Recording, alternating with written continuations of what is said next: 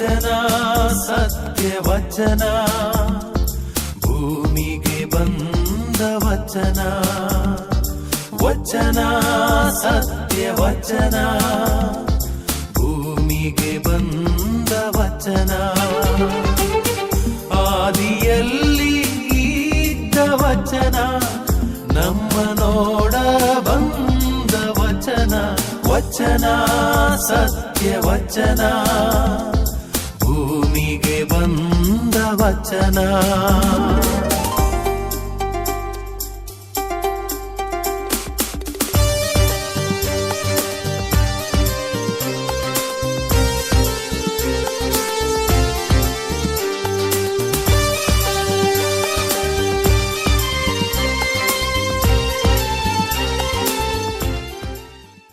ಪ್ರಿಯ ಸಹೋದರ ಸಹೋದರರೇ, ವಚನಾಮೃತ ಕಾರ್ಯಕ್ರಮಕ್ಕೆ ಇವತ್ತು ನಿಮಗೆಲ್ಲರಿಗೂ ಪ್ರೀತಿಯ ಸ್ವಾಗತ. ದೇವರ ವಾಕ್ಯವನ್ನು ಧ್ಯಾನಿಸೋಣ. ಇವತ್ತಿನ ದಿನ ದೇವರ ವಾಕ್ಯದ ಮೂಲಕ ಬೆಳಗಲಿ. ದೇವರ ವಾಕ್ಯ ನಮಗೆ ಶಕ್ತಿ ನೀಡಲಿ. ದೇವರ ವಾಕ್ಯ ನಮಗೆ ಮನಸ್ಸಿಗೆ ಉಲ್ಲಾಸ ನೀಡಲಿ.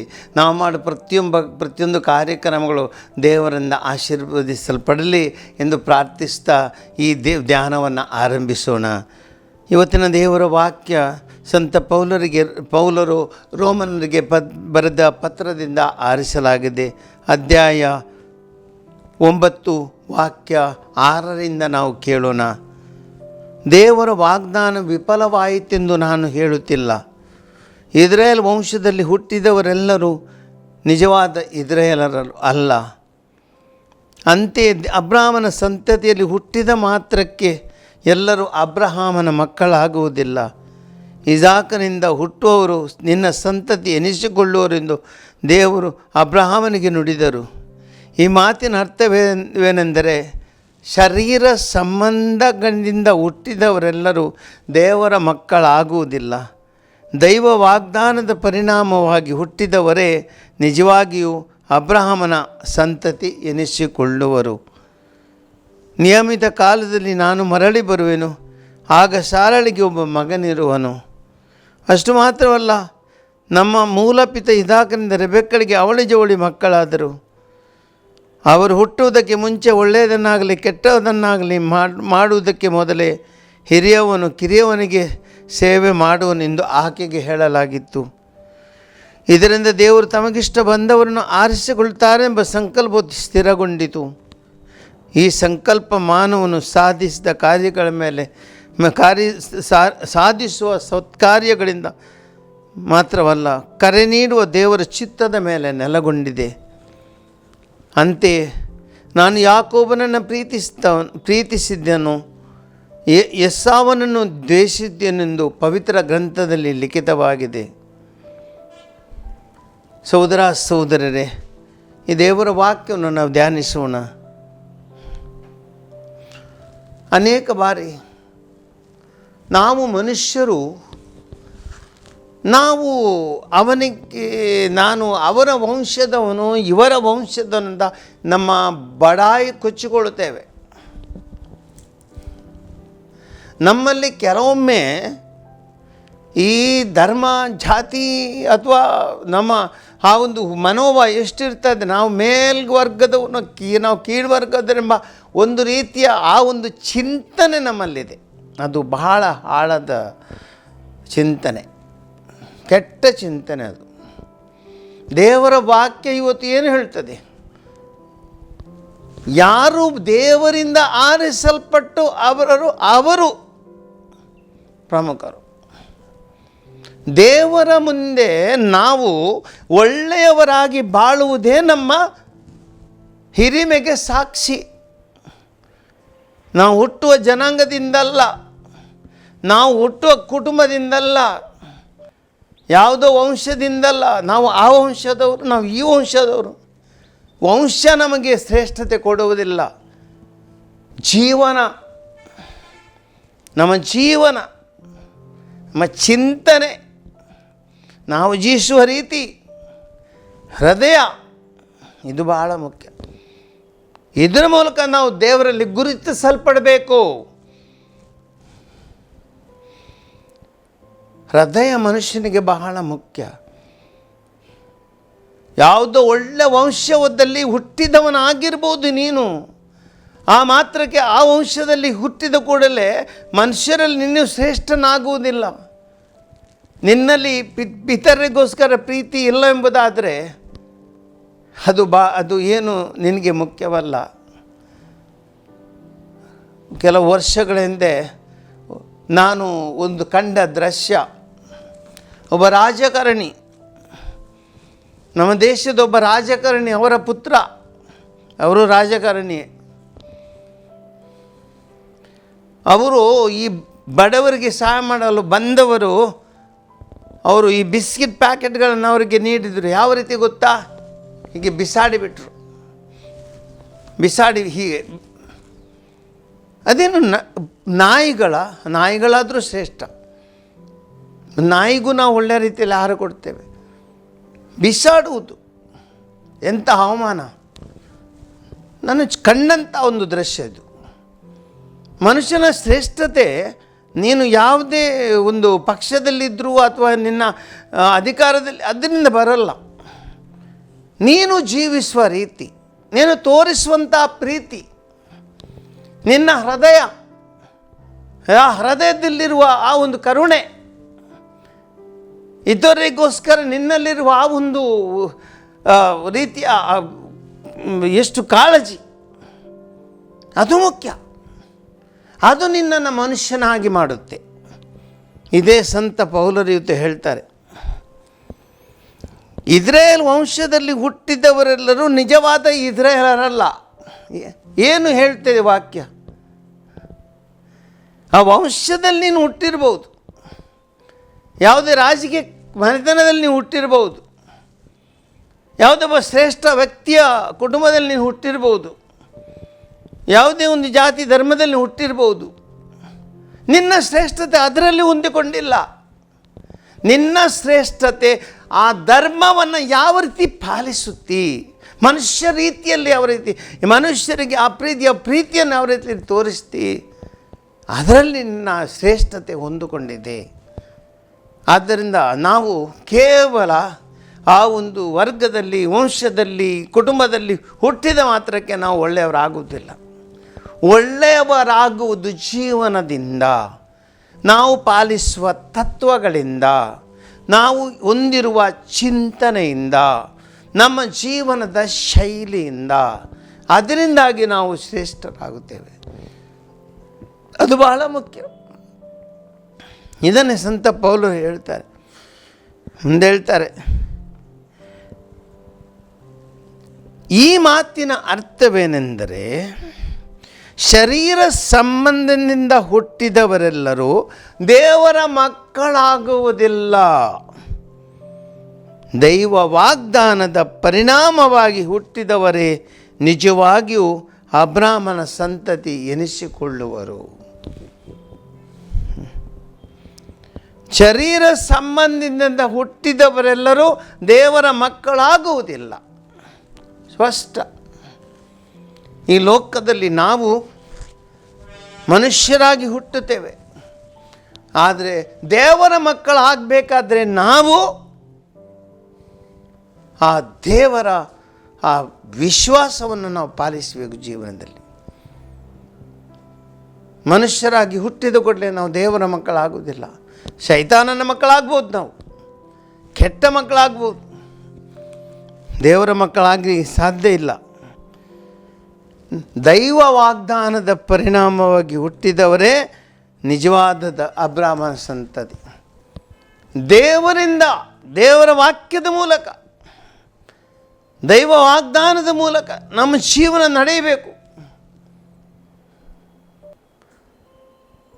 ದೇವರ ವಾಕ್ಯವನ್ನು ಆಲಿಸಿ ಅದರಂತೆ ನಡೆಯುವವರು ಶ್ರೇಷ್ಠರನ್ನು ಯೇಸು ಕ್ರಿಸ್ತರು ತಮ್ಮ ಬೋಧನೆ ಸಮಯದಲ್ಲಿ ಹೇಳ್ತಾರೆ. ಒಂದು ದಿನ ಮಾತೆ ಮರಿಯಮ್ಮನವರು ಪುತ್ರ ಯೇಸುವನ್ನು ಕಾಣುವುದೋಸ್ಕರ ಬಂದರು. ಯಾರು ಹೇಳಿದರು, ಯೇಸು ಸ್ವಾಮಿ ನಿಮಗೆ ನಿಮ್ಮ ಅಮ್ಮ ಮತ್ತು ನಿಮ್ಮ ಕುಟುಂಬದವರಲ್ಲಿ ಕಾಯ್ದಿದ್ದಾರೆ. ಅದಕ್ಕೆ ಯೇಸು ಹೇಳಿದರು, ಎಲ್ಲಿ ನನ್ನ ಕುಟುಂಬ, ಎಲ್ಲಿ ನನ್ನ ತಾಯಿ, ಎಲ್ಲಿ ನನ್ನ ಸಹೋದರ ಸಹೋದರಿಯರು, ಎಲ್ಲಿ ಇವರೆಲ್ಲರೂ ಯಾರು ದೇವರ ವಾಕ್ಯವನ್ನು ಆಲಿಸುತ್ತಾರೋ ಇವರೆಲ್ಲರೂ ನನ್ನ ನನ್ನ ತಾಯಿ, ನನ್ನ ಸಹೋದರರು, ನನ್ನ ಕುಟುಂಬದವರು. ಅಂದರೆ ಯೇಸು ತನ್ನ ಮಾತೆ ಮರಿಯಮ್ಮನವರನ್ನು ಅಲಕ್ಷಿಸುವುದಿಲ್ಲ, ಅವಮಾನಿಸುವುದಿಲ್ಲ. ಆದರೆ ಮಾತೆ ಮರಿಯಮ್ಮನವರು ದೇವರ ವಾಕ್ಯವನ್ನು ಪಾಲಿಸಿದವರು.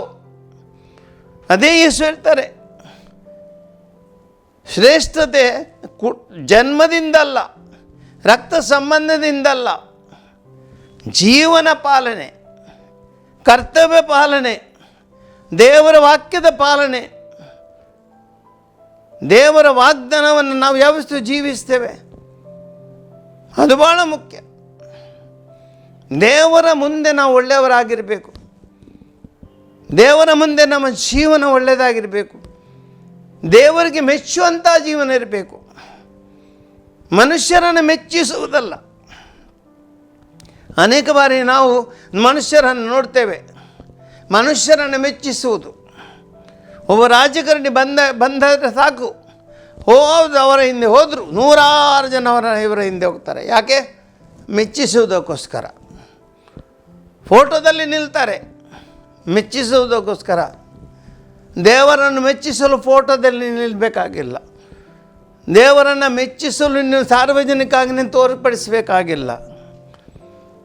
ದೇವರನ್ನು ಮೆಚ್ಚಿಸಲು ನೀನು ಮಾಡುವ ಒಳ್ಳೆಯ ಕಾರ್ಯಗಳೇ ಸಾಕು, ದೇವರನ್ನು ಮೆಚ್ಚಿಸಲು ನೀನು ನಡೆಯುವ ರೀತಿಯೇ ಸಾಕು.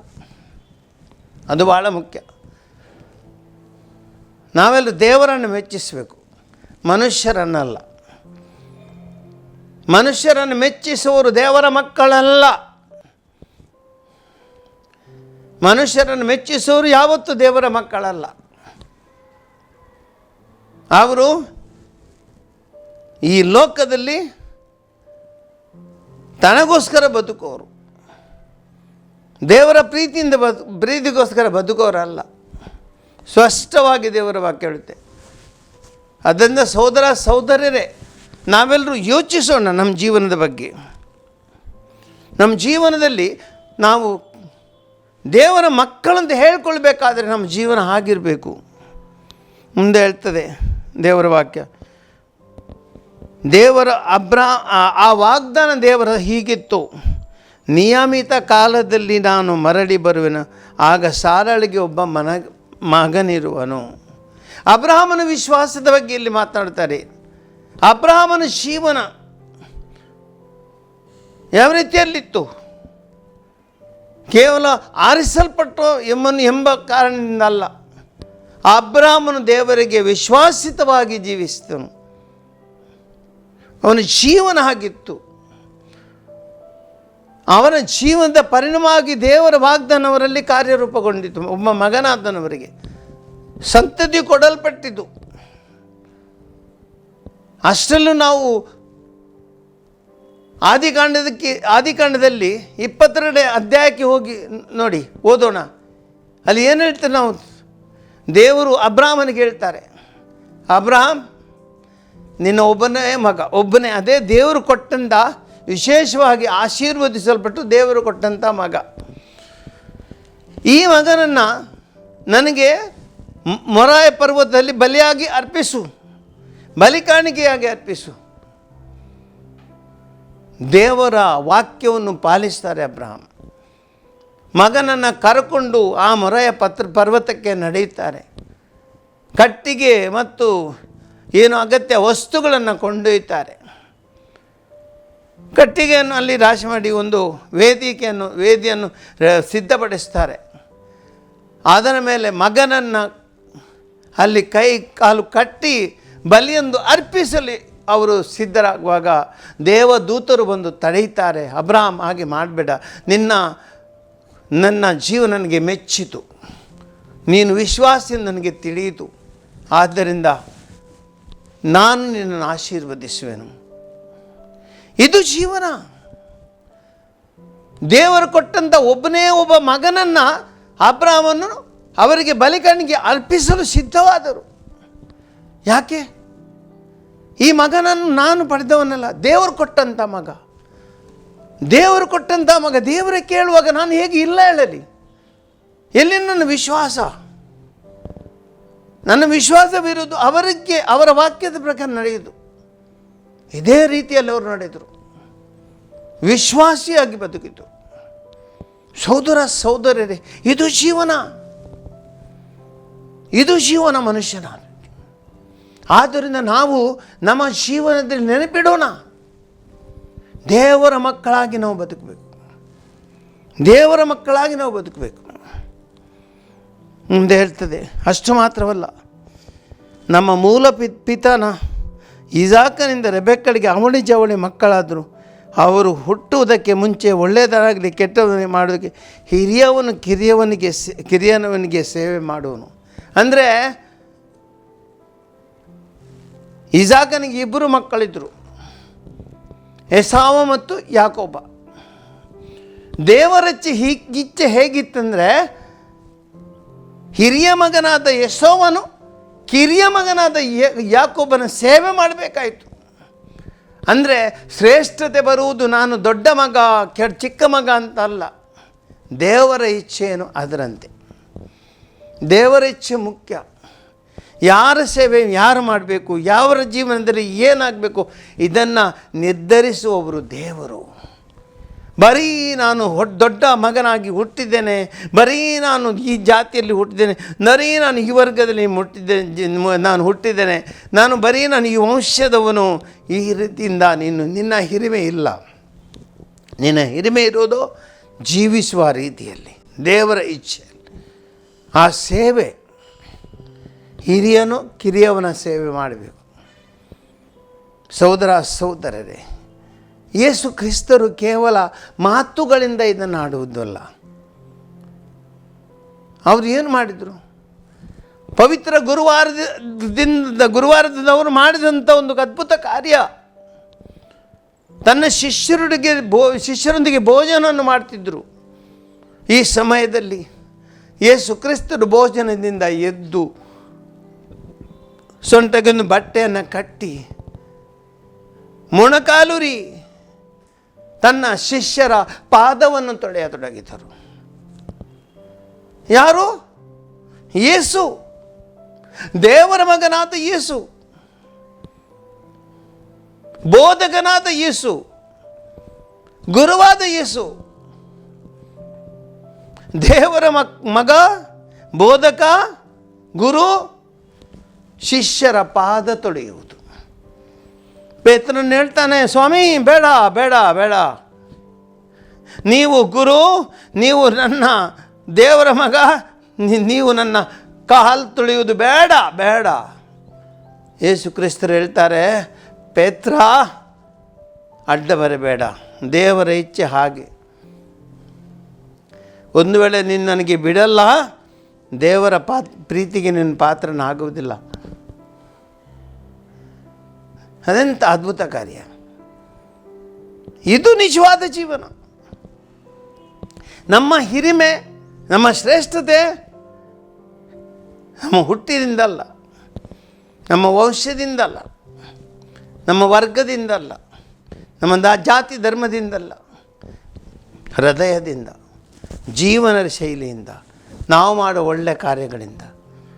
ಯೇಸು ಕ್ರಿಸ್ತರು ತಮ್ಮ ಶಿಷ್ಯರ ಪಾದವನ್ನು ತೊಳೆಯುವುದಾದರೆ, ಸಹೋದರ ಸಹೋದರರೇ, ನಾನು ಮತ್ತು ನೀವು ನಮ್ಮ ತಂದೆ ತಾಯಿಗಳ ಪಾದವನ್ನು ತೊಳೆಯಲಿಕ್ಕೆ ಸಿದ್ಧರಾಗಿರಬೇಕು. ನಮ್ಮ ಸಹೋದರ ಸಹೋದರಿಯರ ಪಾದವನ್ನು ತೊಳೆಯಲಿಕ್ಕೆ ಸಿದ್ಧರಾಗಬೇಕು. ಬಡವರ ನಾವು ಕಾಲುಗಳನ್ನು ತೊಳೆಯಲು ಸಿದ್ಧರಾಗಬೇಕು. ಅಂದರೆ ಅದರ ಅರ್ಥ ನಾವು ಕಾಲು ತೊಳೆಯೋದಂದರೆ ನಮ್ಮ ಸೇವೆ ಮಾಡಲಿಕ್ಕೆ ಸಿದ್ಧರಾಗಬೇಕು. ನಮ್ಮ ಹಿರಿಮೆ, ನಮ್ಮ ಶ್ರೇಷ್ಠತೆ ತಗೊಂಡು ನಾವು ಅವರು ನಮ್ಮ ಕಾಲಿಗೆ ಬೀಳಬೇಕು.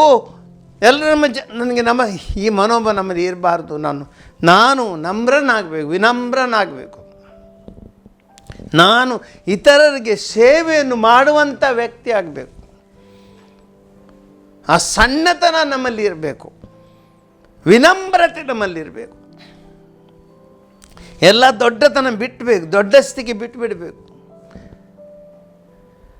ನಮ್ಮ ಗಮಂಡ್ ಹೇಳ್ತೇವೆ ನಾವು, ಅಹಂಕಾರ,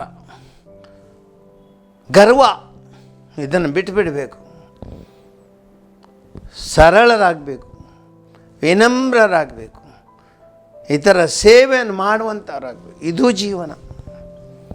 ಇದೇ ಸಂತ ಪೌಲರು ಹೇಳ್ತಾರೆ, ಜನ್ಮದಿಂದ ನಾವು ಏನು ಅಳೆಯುವುದು ಬೇಡ, ವಂಶದಿಂದ ಏನು ಅಳೆಯುವುದು ಬೇಡ, ನಮ್ಮ ಜೀವನವನ್ನು ದೇವರ ಮತ್ತು ಇತರರ ಸೇವೆಯಿಂದ ಅಳೆಯೋಣ. ಅಂಥ ಒಂದು ಒಳ್ಳೆಯ ಜೀವನವನ್ನು ನಡೆಸೋಣ. ಇದೇ ಸಂತ ಪೌಲರು ಇವತ್ತು ನಮಗೆ ನೀಡುವಂಥ ಕರೆ. ಇದು ನಮಗೆ ಬೇಕು. ಇಂಥ ಮುಂದಾಳುತ್ವ ನಮಗೆ ಇವತ್ತು ಬೇಕು. ಇಂಥ ನಾಯಕರು ನಮಗೆ ಬೇಕು ಇಂದಿನ ಸಮಾಜದಲ್ಲಿ. ಇಂತಹ ಗುರುಗಳು ಬೇಕು ನಮಗೆ ಇಂದಿನ ಸಮಾಜದಲ್ಲಿ. ಇಂತಹ ಮುಖಂಡರು ಬೇಕು ನಮಗೆ ಈ ಸಮಾಜದಲ್ಲಿ. ಸೇವೆ ಮಾಡುವಂಥವರು, ನಮ್ರತೆ ಉಳ್ಳವರು, ಸಣ್ಣತನ ಹೊಂದಿದವರು, ಇತರರಿಗಾಗಿ ಜೀವ ಕೊಡಲು ಸಿದ್ಧವಾದವರು.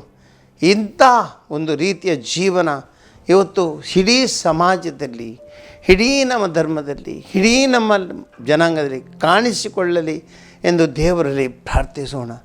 ದಯಾಮಯಿ ದೇವರೇ, ನೀವು ನಮಗೆ ಕೊಟ್ಟಂಥ ಜೀವನ ನಮಗೋಸ್ಕರ ಬದುಕುವಂಥ ಜೀವನವಲ್ಲ ಸ್ವಾಮಿ ಯೇಸುವೆ. ಶಿಲುಬೆಯಲ್ಲಿ ಮರಣ ಹೊಂದಿದವರು ನೀವು. ಮನುಷ್ಯ ಕುಲಕ್ಕೋಸ್ಕರ ನಿಮ್ಮ ರಕ್ತವನ್ನು ಹರಿಸಿದ್ದೀರಿ.